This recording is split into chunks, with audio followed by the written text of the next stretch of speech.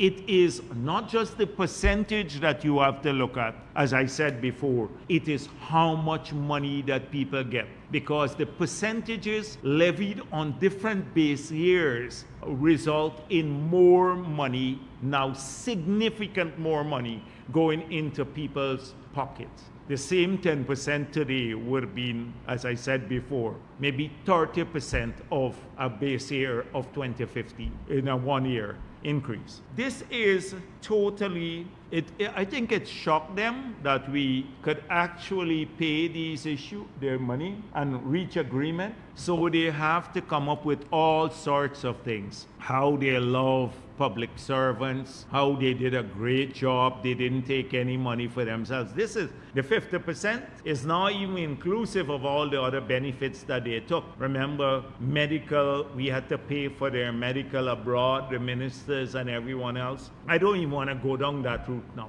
It just takes me down a long road of transgressions and greed. And so today, Norton, it's not nominal. It is not a pittance. It's a large sum of money. It represents a serious effort on the part of the government to address public servants and their wages. Now, if you look at the elements of what has happened today, so outside of the wages and salaries, the other benefits now, combined benefits to the public servants, outside of maybe the $5-point-something billion more per year, which represents only the component to public servants, not to like the other sectors of the economy, the joint services, etc.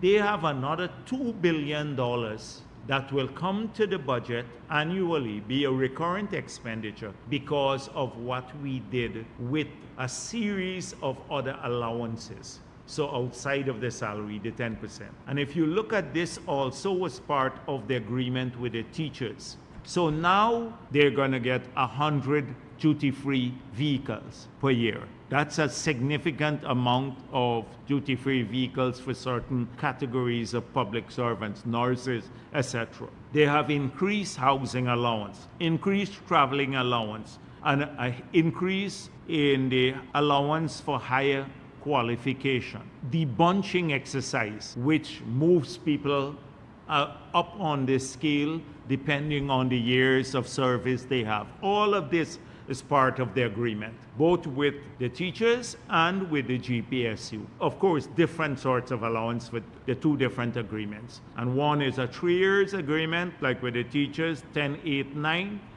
and the GPSU with 10 and 8, 2 years agreement. I think this represents a great advance, and it would help public servants enormously, or teachers enormously.